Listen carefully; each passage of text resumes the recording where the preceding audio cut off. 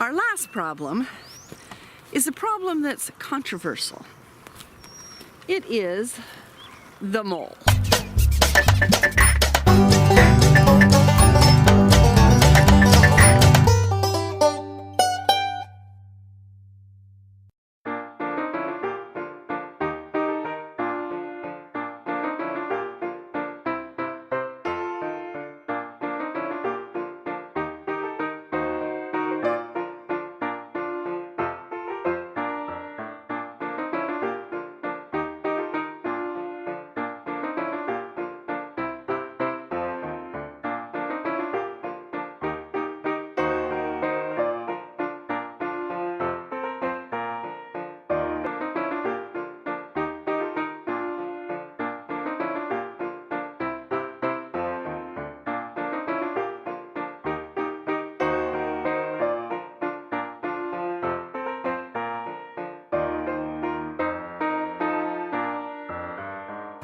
I just have to start this morning out with saying how excited we are about the birds.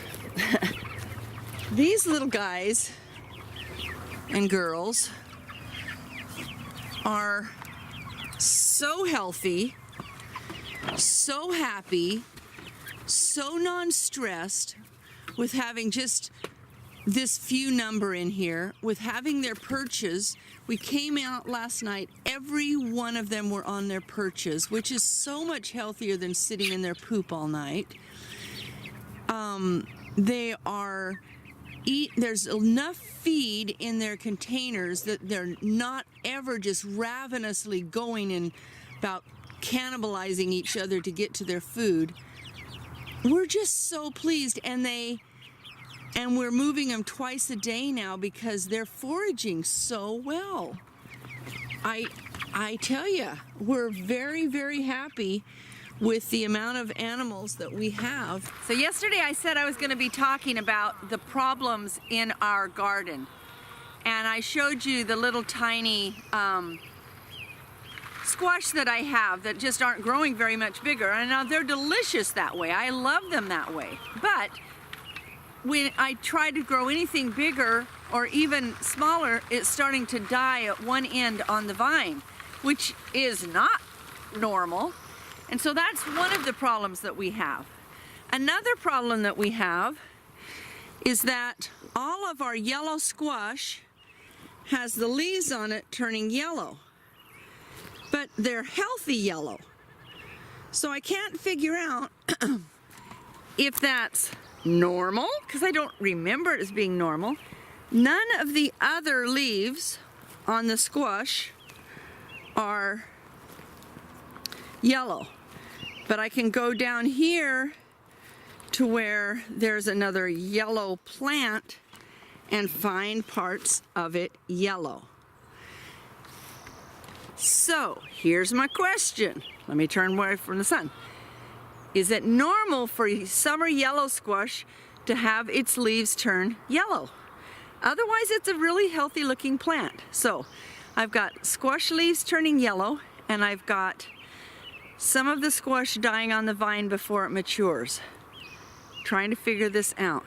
So I went with all the advice and we put wood chips on the garden. And then I've heard, oh, they can be toxic, this and that. And I know that we also need to feed our squash.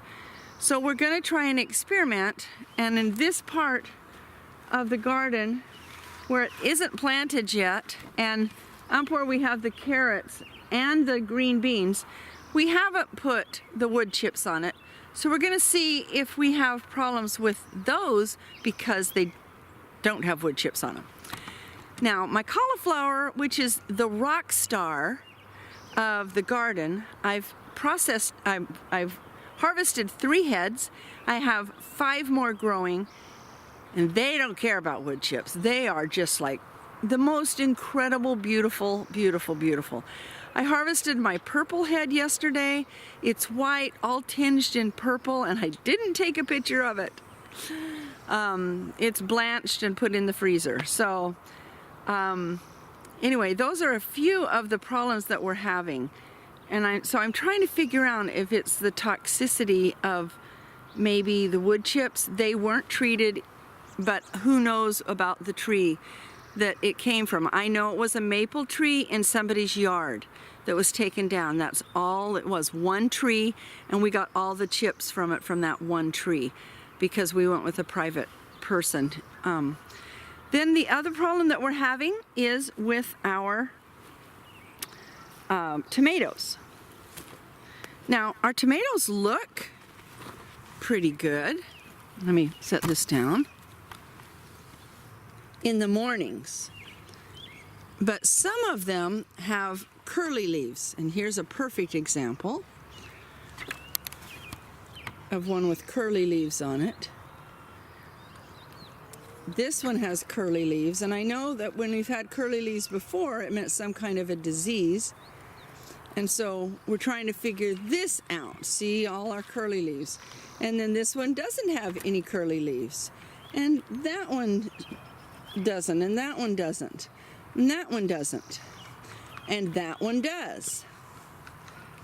So that's another thing we're trying to figure out. Then I have 3 tomato plants right here that are still in the pots. I grew them from seeds and kept putting them in bigger pots and bigger pots. They're healthy, super healthy. Now I know they're root bound and they need to come out, but once again, these are in the wood chips, those are not. So I'm going to plant those clear on the other side, not in wood chips, and see if they come out any different. Now, our last problem is a problem that's controversial. It is the mole. So we have this mole, at least one, that continues to make holes. Let me show you.